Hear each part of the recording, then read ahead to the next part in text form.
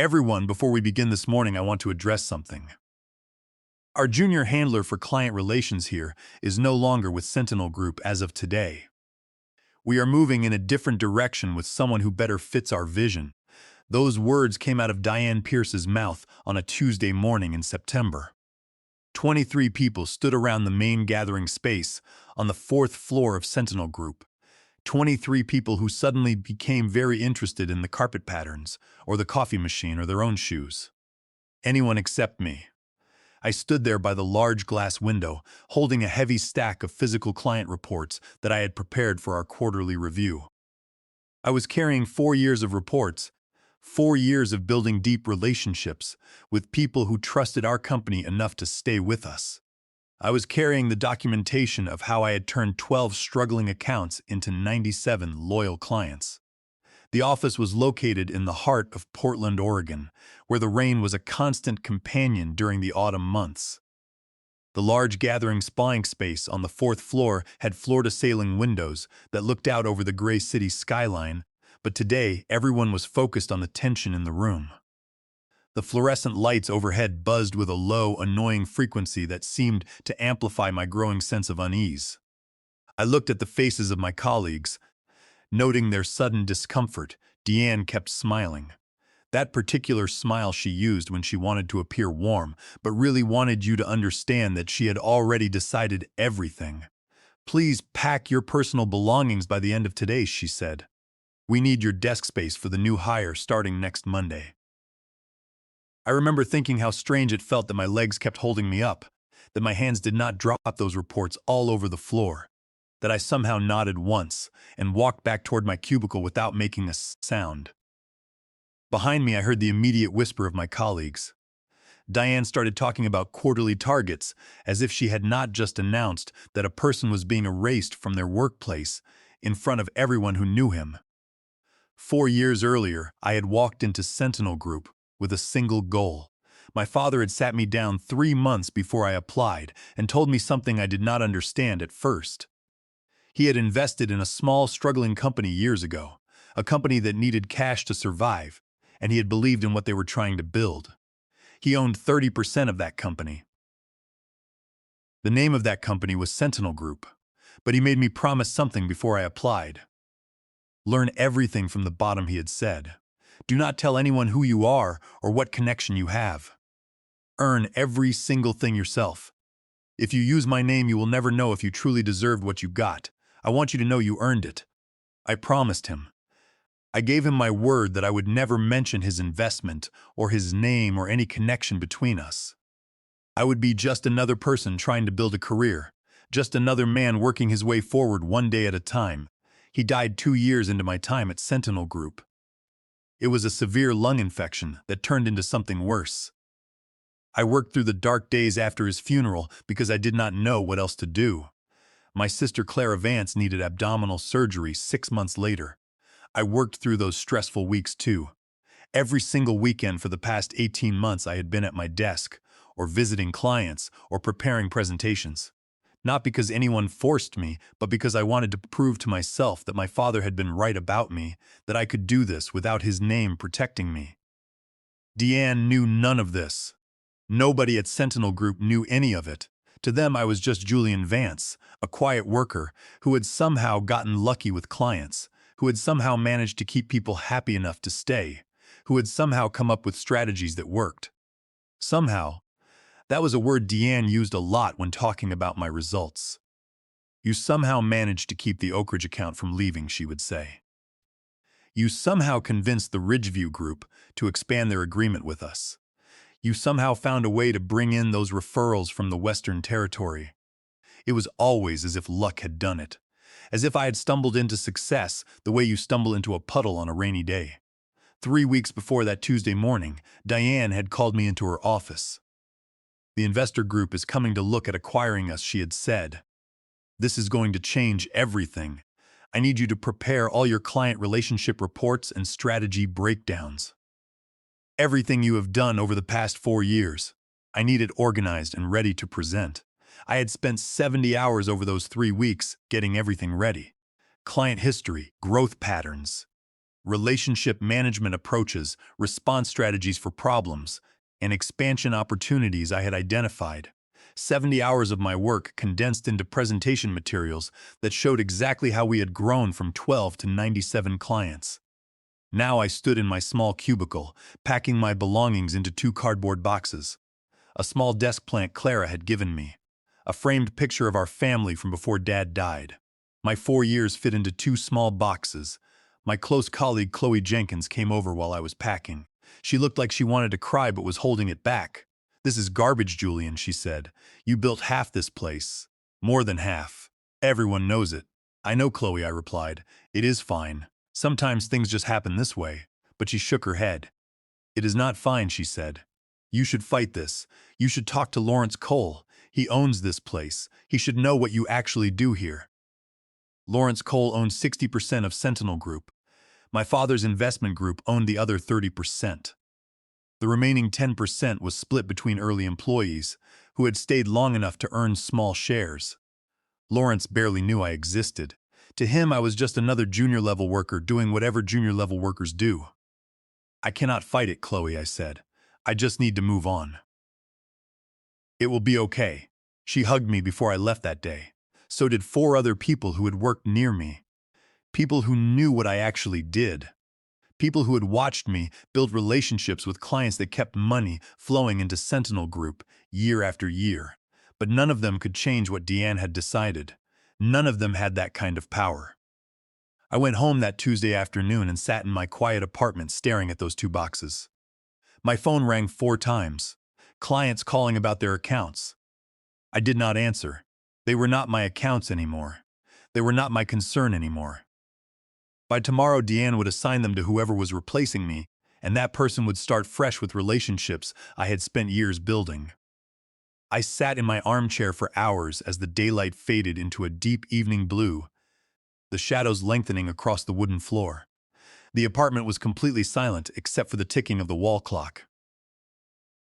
I thought about the sheer number of weekends I had sacrificed, the family dinners I had missed, and the sleepless nights I had spent answering urgent client emails. All of that dedication had been wiped away in a single morning by a manager who valued her own career advancement over the fundamental contributions of her team. Clara came over that evening. She took one look at my face and knew something had broken. She made tea and sat across from me, waiting for me to talk. When I finally told her what happened, she got angry in that quiet way she gets, the way her voice drops lower instead of getting louder. "They let you go just like that?" she asked. "After everything you have done, after everything you gave up to work there?" "I did not give up anything," I said. "I chose to work hard. That was my choice." "You gave up time with Dad before he died," she said. "You worked through his funeral. You barely slept when I was in the hospital because you were juggling visits and client problems. You gave up everything for them. And they just announced you were done in front of everyone like you were nothing." She was not wrong, but being right does not change anything. Diane had decided I was finished at Sentinel Group. Lawrence would believe whatever Deanne told him about my performance or my fit with the company vision or whatever reason she invented. The investor group would come in 3 weeks. They would look at Sentinel's growth and probably decide to buy it. Diane would present all my work as her own strategic vision. Life would continue for everyone except me. Except I kept thinking about something. Diane had never given me any official paperwork, no termination letter, no final payment breakdown, no documentation about ending my time there. She had just announced it in front of people and told me to pack my things, which meant technically on paper I was still employed. My name was still on the official payroll lists. I was still officially assigned to my clients and my projects. I did not know what to do with that information, but I held on to it. 3 weeks felt like a long time to leave that kind of loose thread hanging. Something about it felt wrong, careless. Diane was many things, but she was usually thorough about details like paperwork and procedures. The investor group was scheduled to visit on October 9th. I knew because I had seen the date on Diane's planning notes when she had asked me to prepare those materials. October 9th was 22 days away from the Tuesday. I packed my boxes. 22 days for Diane to present my 4 years of work as her own success story. 22 days for Lawrence to sell Sentinel Group to people who would never know the real story of how it grew. My father's investment group, the group he had built with his own money and his own belief that Sentinel Group was worth supporting. That group was coming to potentially buy the whole company. And I was not supposed to be there when it happened. I spent those 22 days in a strange kind of limbo. Officially fired, but never officially terminated. My access to the building still worked. My login credentials still functioned. My name still appeared on internal lists and client assignments. It was as if Diane had announced my ending, but forgotten to actually end it. I spent the next 3 weeks investigating why Diane had bypassed the Human Resources Department. I logged into the company databases from my home laptop, using my still active employee credentials. What I discovered made the hair on the back of my neck stand up. Diane Pierce was preparing to sell Sentinel Group to Vance Capital for $90 million. To make the acquisition look as profitable as possible and inflate the company's short-term earnings, Diane had quietly executed a mass restructuring. She had summarily terminated 49 other regional account managers and support staff across the company, replacing them with outsourced overseas contracts starting next month. Together with me, that made 50 employees terminated overnight. But Diane had made a massive legal error. Under the Federal Worker Adjustment and Retraining Notification Act, which is found in Title 29 of the United States Code, Section 2101, companies with 100 or more employees are legally required to provide 60 days written notice before executing a mass layoff of 50 or more workers. Diane had given none of us any written notice. She had simply told us to leave. By doing this, she had exposed Sentinel Group to massive back pay liabilities, benefits payments, and civil penalties of $500 per day for each violation. This legal exposure amounted to millions of dollars in unexpected liability, enough to completely derail the $90 million acquisition. The digital footprint left by Diane's actions was sloppy. She was a manager who understood politics, but had a very limited grasp of network security and database permissions. When she had announced my departure, she had told the office that she was moving in a different direction, but she had failed to notify our administrative IT coordinator to revoke my credentials. This oversight allowed me to log into the virtual private network from my home office. I spent hours scanning the active project directories, tracing the file pathways of the impending sale. I found the main folder marked for the Vance Capital audit. Inside, there were spreadsheets detailing the projected post-acquisition payroll cuts, which listed the names of the 49 other employees who had been fired alongside me. These were people with families, people who had dedicated years of their lives to the firm. Diane was treating them like numbers on a ledger to impress Lawrence Cole and the buyers, completely ignoring the legal requirements that protected American workers.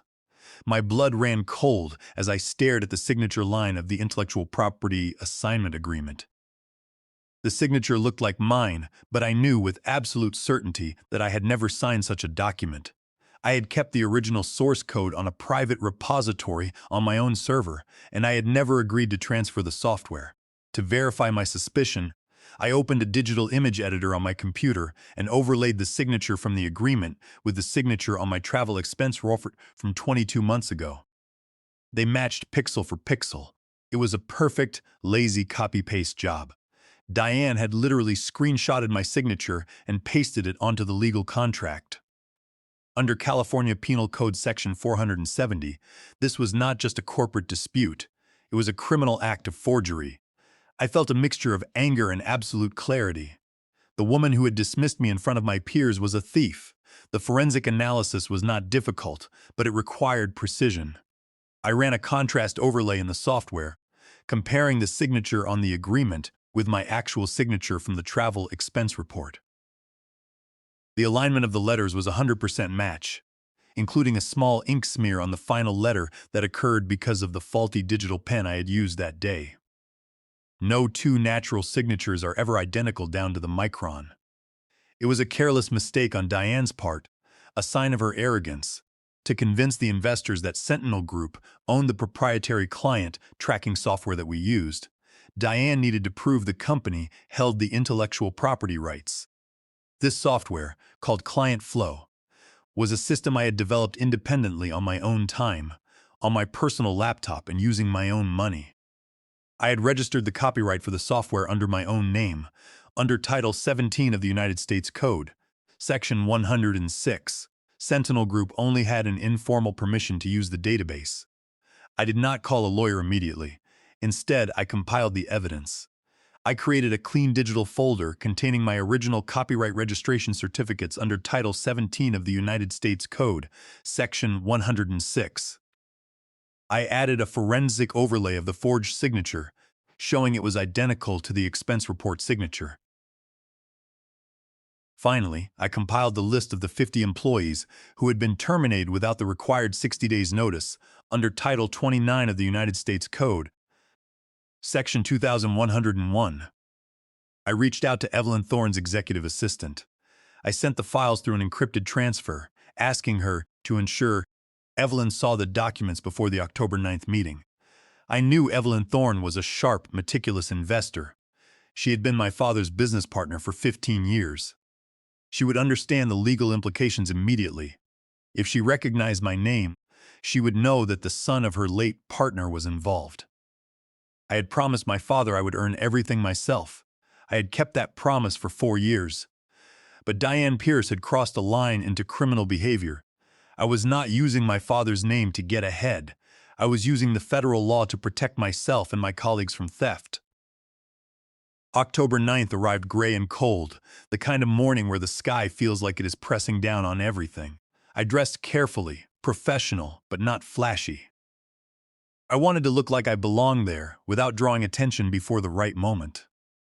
I arrived at Sentinel Group at 8:30. The meeting was scheduled for 9 o'clock. The building receptionist looked surprised to see me, but said nothing. I went to the 4th floor where the main gathering space had been set up with chairs and presentation equipment. Diane was already there reviewing notes. When she saw me, her face did something complicated. Surprise, confusion, and anger all flashed across her expression in about 2 seconds. "What are you doing here?" she hissed. "You do not work here anymore." I kept my voice calm. "You never processed any termination paperwork, Deanne," I said. "I am still officially employed according to every system we have. I am still assigned to my clients. I am still listed as part of this team. So I am here for the meeting." She opened her mouth to argue, but Lawrence Cole walked in at that exact moment with 3 people from the investor group.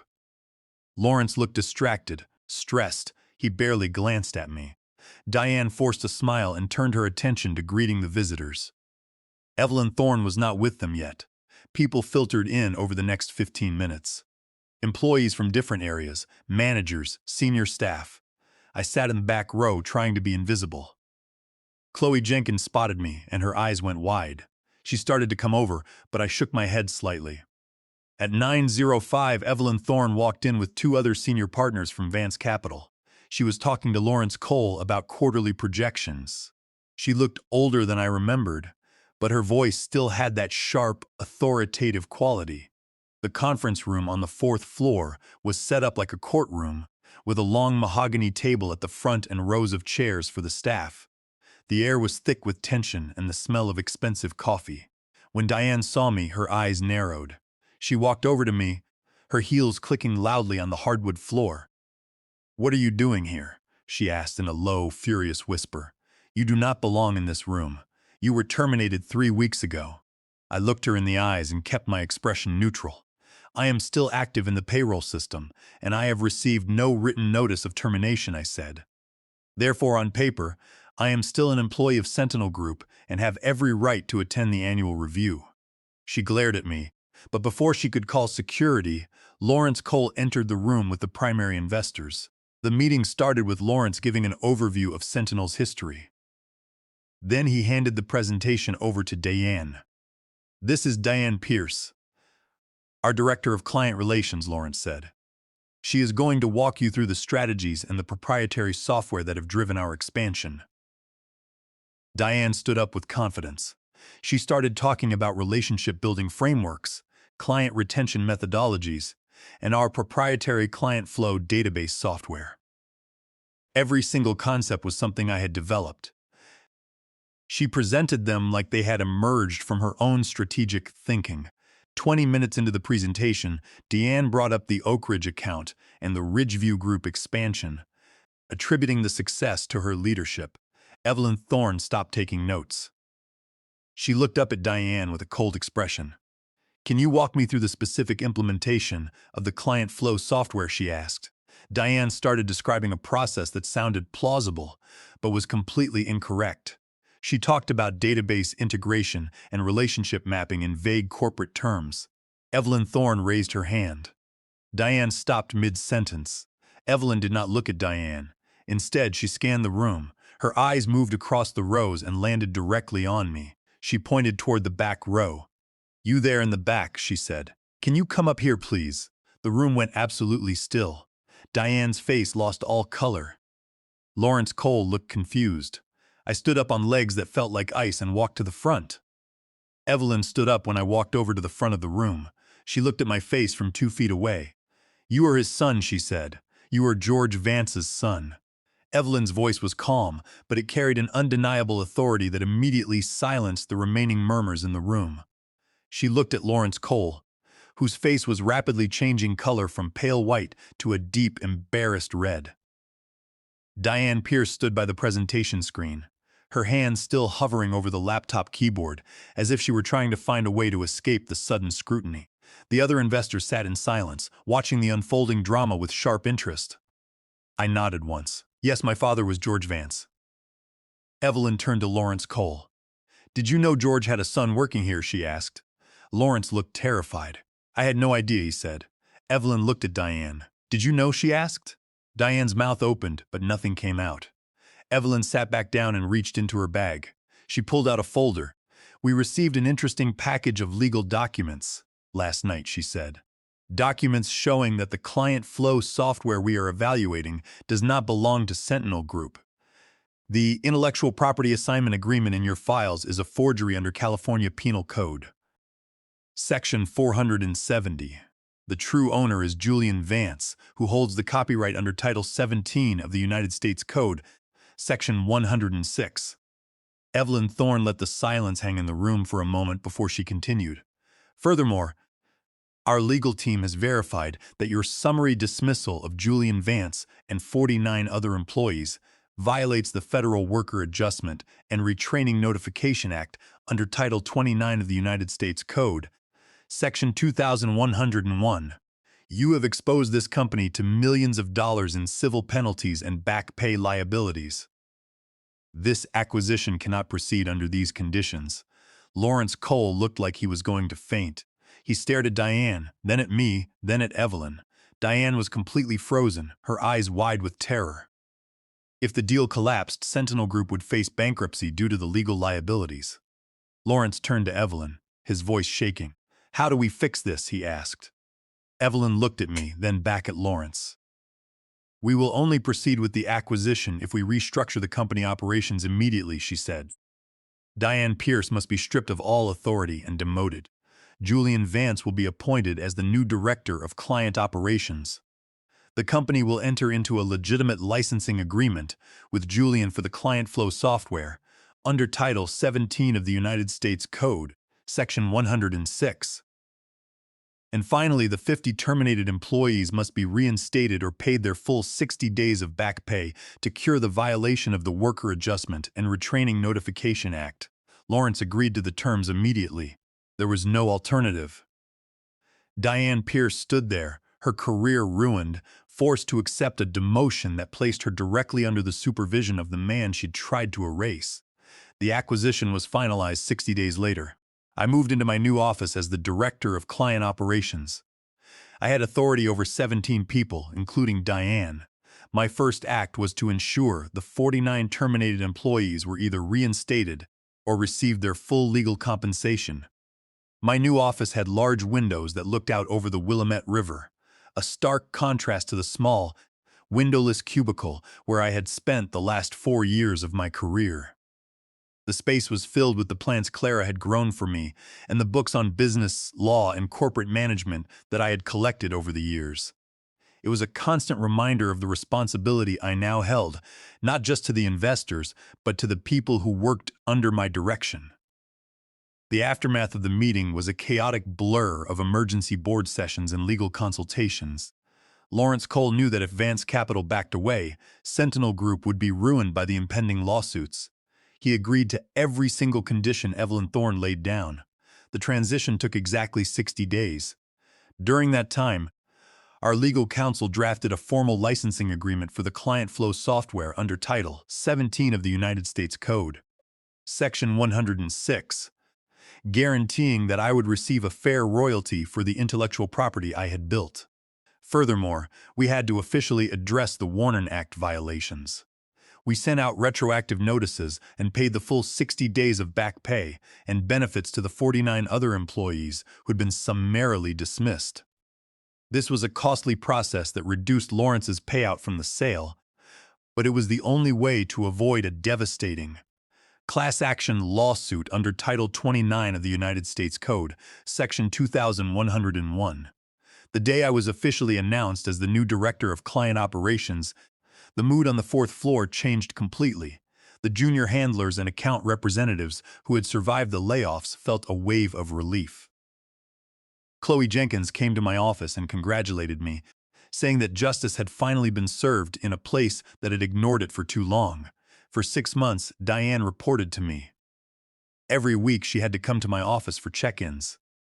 Every decision she wanted to make, she had to run past me first. I did not treat her with hostility. I remained professional, speaking to her only about business matters and expecting her to meet the same standards as everyone else. But having to ask permission from the person she had tried to destroy was her true punishment. She finally resigned on a Friday afternoon, unable to bear the reality of her defeat. I accepted her resignation and wished her well. In the 6 months that followed, we implemented changes that increased Sentinel's value significantly. The company became worth 3 times what the investment group had paid. Evelyn told me my father would have been proud, but some nights I still think about the promise I broke. I had promised him I would do this completely on my own. In the end, I had to use the legal evidence and his connection to Evelyn to save myself. I tell myself that I had earned it through 4 years of hard work and that the law was simply protecting what was mine. But the question remains whether I truly won or if I just accepted a different kind of defeat. Some victories come with a cost you did not expect to pay. I run client operations for a major firm, but I also carry the memory of a broken promise to the man who started it all. Thank you for listening to my story and staying until the end. If this story meant something to you, please leave a comment. And if you want to hear more stories like this one, hit that subscribe button. I appreciate every single person who listened. Thank you.